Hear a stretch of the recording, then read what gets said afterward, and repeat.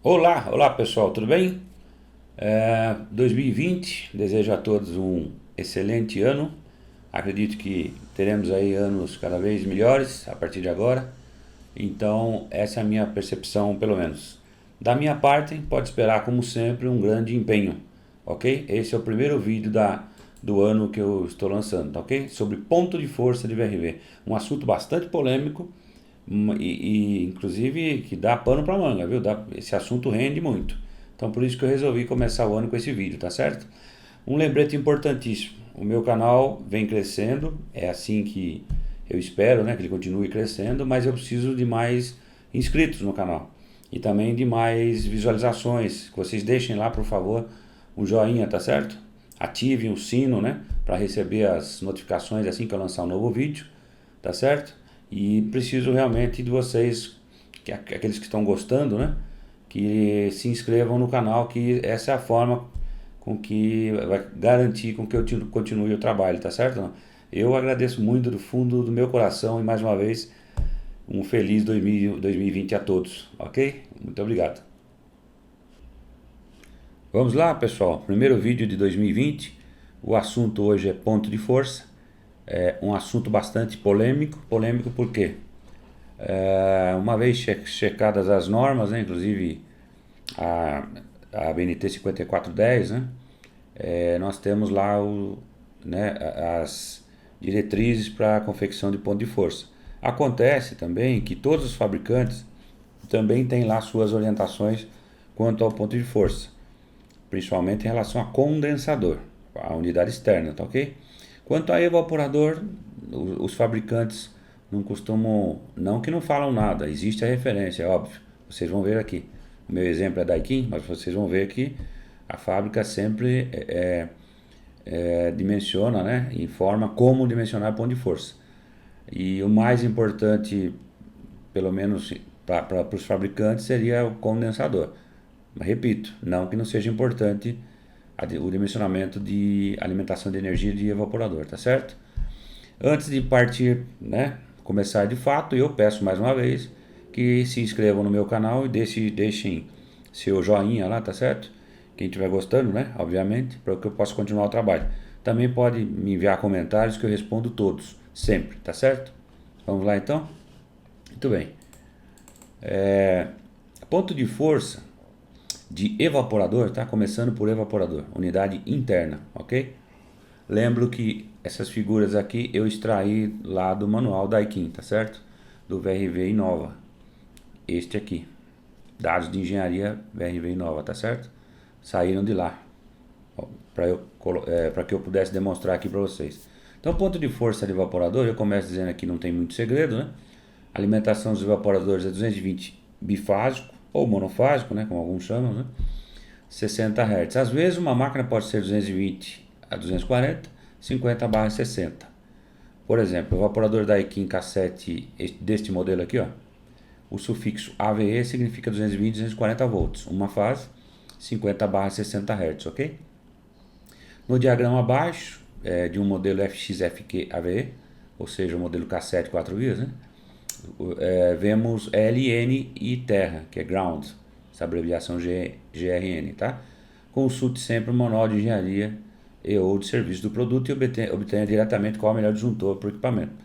Eu, aqui no nosso exemplo, um cassete 50 aqui, ó, se eu for lá no manual de engenharia, eu tiro lá pelas características elétricas, né? Tá certo? De evaporador. Posso até mostrar aqui, ó, rapidamente. Eu vou lá no modelo cassete, né? FXFQ. E vou lá nas características elétricas, que é justamente. Se eu não pulei, podia pegar qualquer um aqui, tá? Tá certo? Eu estou mostrando o F, que, né? F de faca, que é cassete 4 vias, mas eu podia pegar qualquer um deles aqui, tá certo? Aqui, ó, tá certo? Características elétricas, aqui, né? Eu vou dar só uma aumentadinha aqui. Então, o nosso modelo é esse aqui, ó, FXF50VE, tá certo? É justamente a tabela aqui, tá ok? FXFQ50VE, né? Ele me diz aqui, MCA, MFA, quilowatts, FLA. O que significa cada um deles eu já coloquei aqui embaixo, tá? O mais importante de todos é o MCA, que seria a amperagem, né? A corrente mínima do circuito, que é usado justamente para dimensionar lá os cabos, tá? O MFA, que seria a corrente máxima também do circuito, né? Ele põe aqui nota 5, ao invés de fusível, né? Use circuit breaker, que é justamente disjuntor. Então vejam que um modelo desse aqui, FXF50, eu tenho um MFA, né? Que vai dimensionar disjuntor de 16. Agora, 16 amperes não é muito, professor João, para uma corrente tão pequena, né? Você veja aqui em quilowatts, né? Que 0,056 quilowatts, né? De fato é pequeno, tá? Essa é uma orientação do fabricante, muito provavelmente usando normas, inclusive internacionais. Então, o que eu digo aqui? Aplique-se aqui a NBR 5410, tá? A BNT, Brasil, tá certo? Ok? A grande polêmica não é nesse ponto de escolher o disjuntor para o evaporador. Afinal de contas, é tão pequenininho, né? Estamos falando sempre de 200, 300 watts aí, né? Isso aí, se você for dimensionar, dá disjuntor de, sei lá, 2 amperes, 4, nem sei se tem isso comercialmente, né? Curva C ou não, né? Enfim, isso não é mais importante. O que costuma dar assim, uma polêmica, que eu chamei a atenção no começo, é isso aqui, ó. É melhor eu colocar um disjuntor para cada evaporador, ou seria melhor colocar um disjuntor para o grupo, igual tá esse esquema aqui embaixo, ó. Estão vendo aqui? Eu gosto muito desse aqui, tá? Não é obrigatório, mas eu gosto. Por que eu gosto? Não adianta nada eu colocar um disjuntor para cada evaporador, sendo que se eu tiver uma pane, né? Um fusível queimado, né? Por exemplo, em qualquer um deles, num primeiro momento eu tenho falha no sistema inteirinho. É aquela falha U4, estão lembrados? Então eu falha completamente. Depois de um certo tempo, o sistema pode ser restabelecido, mas até aí eu já parei. Se eu parei tudo, por que eu vou colocar um disjuntor independente para cada um? Eu gosto mais desse do grupo aqui, ó. Além de ser mais econômico, e não é proibido, tá?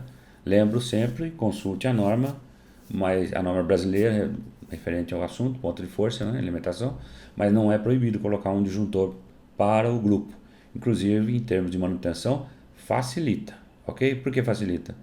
Porque eu desligo o grupo todo, né? Se eu for mexer em 1, 2, eu não corro o risco de dar algum problema, né? De passar sinal com a mesma energia, lógico, né? Para lá e para cá, tá?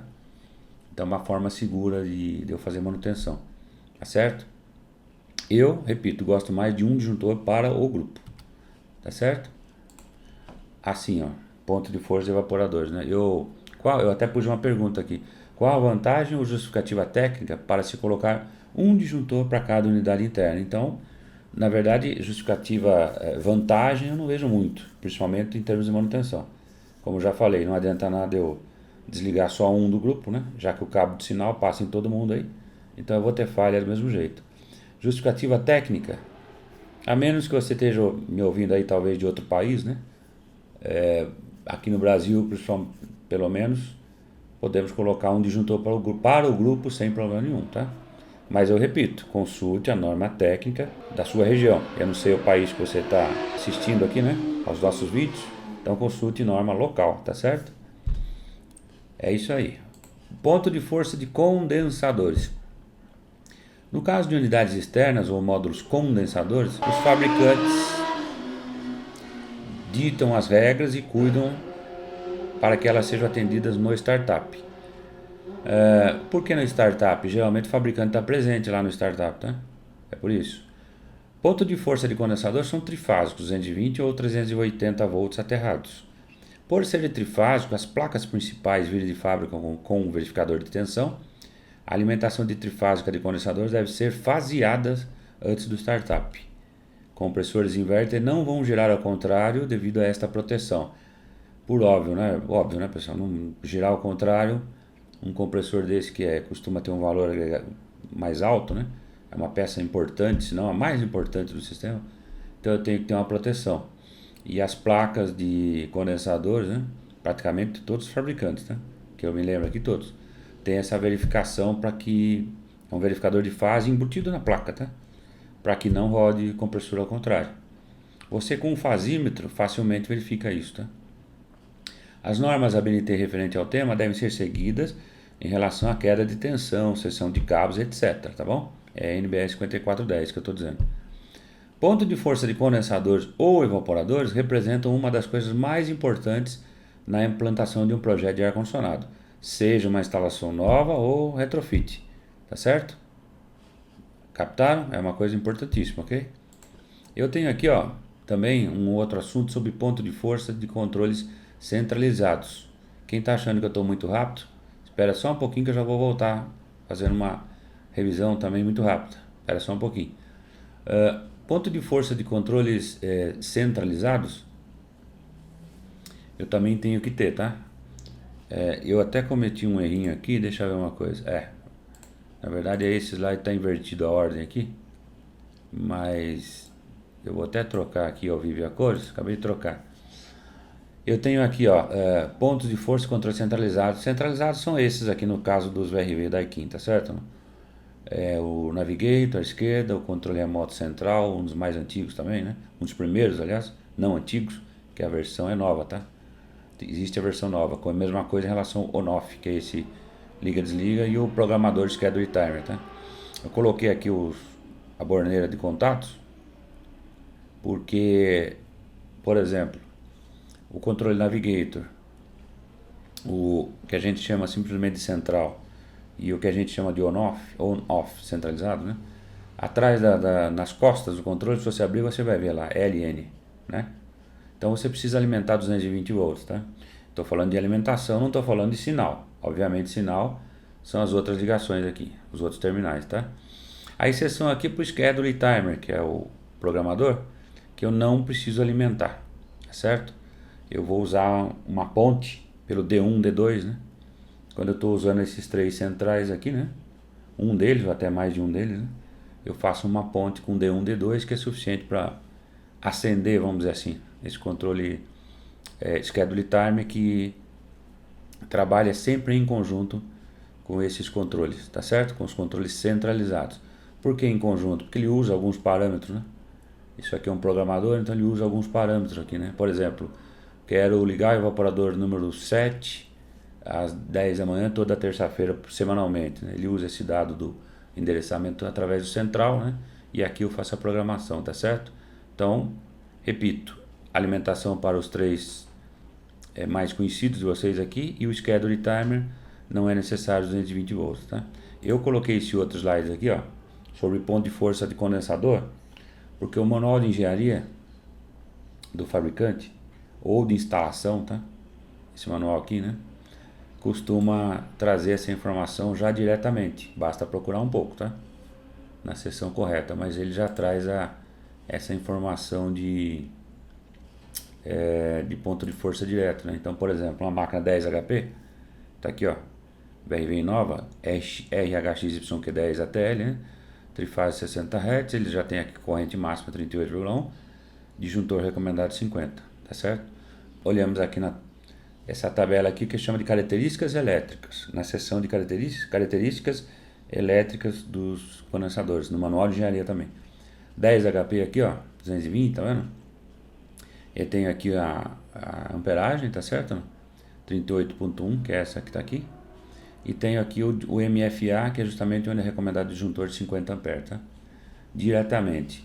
Eu, nesse caso, sigo direto a orientação do fabricante, tá? Se eu fizer o cálculo, né, usando inclusive norma interna brasileira e tal, eu posso chegar num disjuntor um pouco menor que isso. Há que se dizer também que eu vou ter que chegar num disjuntor que comercialmente atenda isso aqui, né?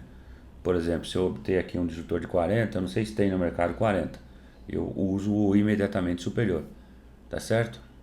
Essa é a informação. Deste quadro aqui de características elétricas, caso vocês não estejam olhando para esse outro quadro aqui que dá direto, né, o disjuntor, eu vou usar o MFA, tá certo? Para dimensionar. Outro exemplo, ó, um conjunto aqui de 60 HP, ó, esse aqui. 207 amperes com 400 amperes é o disjuntor recomendado, tá? Tá certo? Por que eu não vejo nessa tabela aqui, hein? Porque o de 60 amperes eu vou ter composto, né? Não é um módulo só, né? Tá certo? Então até um módulo só, que é 22, ó, eu vejo diretamente aqui nessa tabela, tá? Se eu quiser procurar isso no manual de engenharia, né? Eu posso ir lá na seção de condensadores, né? Características elétricas, tá bom? Aqui, ó, outdoor units, aqui, tá certo? E aí eu vou pegar lá conforme o modelo, tá certo? Ele começa aqui até 22, ó, embora com o sufixo AYL, né? Mas depois ele traz, mais pra frente ele vai trazer a informação, tá? Ó, por exemplo, 44, ó, eu não preciso compor os módulos quanto a isso, que ele já traz pronto, a 44, tá certo? Eu aqui não coloquei no slide, na nossa apresentação, mas existe, tá certo? Isso aqui é o manual de engenharia, ok? Não se esqueçam disso, que eu vou precisar dele sempre. Manual de engenharia e manual de serviço. Aqui no caso de dimensionamento de ponto de força, estou falando de manual de serviço ou manual de instalação, que geralmente traz essa tabela que informa diretamente, tá? Eu falei que ia voltar um pouquinho, só recapitulando então. Ponto de força de evaporador. O mais importante de tudo é a minha dica, vamos dizer assim, né? Também não sou dono da verdade, né? Seria a minha dica, tá? De fazer um disjuntor para o grupo de evaporadores e não um para cada um. É proibido fazer um para cada um? Óbvio que não. Tá errado? Também não. Estou dizendo que para efeito de manutenção facilita muito um disjuntor para o condensador, tá certo? Não? O que não pode, lembre-se que disjuntor é exclusivo, tá? Então se eu coloco um disjuntor para o grupo de evaporadores, eu estou colocando um disjuntor exclusivo para o grupo de evaporadores. Um outro disjuntor exclusivo para cada módulo condensador, tá certo? Senão eu corro alguns riscos, né? Dá uma olhada nisso aqui, ó. Olha isso aqui tudo queimado, ó. Isso aqui, se eu não me engano, é um mini VRV, aquele FIT, que ou não aterraram, né? Ou algum outro problema semelhante aí, né? É ponto de força o problema aqui, tá? Olha o que aconteceu aqui. Estão enxergando bem aqui? Olha aqui. Uma coisa que não se deve fazer, à direita aqui, pessoal. Isso aqui é uma máquina, provavelmente também 10, 12 HP. O trifásico, né? Tá aqui, ó. Alimentação. E o instalador colocou aqui ele simplesmente puxou fase aqui, ó, para formar um 220. Isso aqui vai num disjuntor para o grupo de evaporadores. Não recomendo isso aqui, tá? Porque se der problema, inclusive raio, até se der um raio no condensador, ele pode, através dessa fiação, né, devido à rapidez da coisa, né, atingir lá os evaporadores. Não recomendo, não se pode fazer isso, tá certo? Olha essa outra foto aqui, ó. Isso aqui não é um VRV, se eu não me engano. Mas não vamos colocar uma tomada aqui, né, com o fio esticado no meio do caminho, pelo amor de Deus, né? E também não fazer, no caso de condensadores VRV, né, de qualquer porte, não colocar a tubulação na frente da máquina, que eu posso enroscar o pé aqui, né? Isso aqui é altamente insalubre, né? Posso me machucar aqui, tá certo? Ok? Espero que... É um vídeo curto, mas eu espero que tenha ajudado aí muita gente. Se tiverem dúvidas, basta me escrever que eu respondo. Ou respondo em forma de uma outra apresentação, tá? Ou respondo diretamente para vocês, tá bom? Pode ser via e-mail, via blog. Lembrando que o blog é o mesmo nome do canal, tá? www.sistemavrv.com.br, tá certo? E se inscrevam no canal, por favor. É disso que eu estou precisando no momento para que eu possa continuar o trabalho, tá certo ou não? Eu agradeço mais uma vez do fundo do meu coração.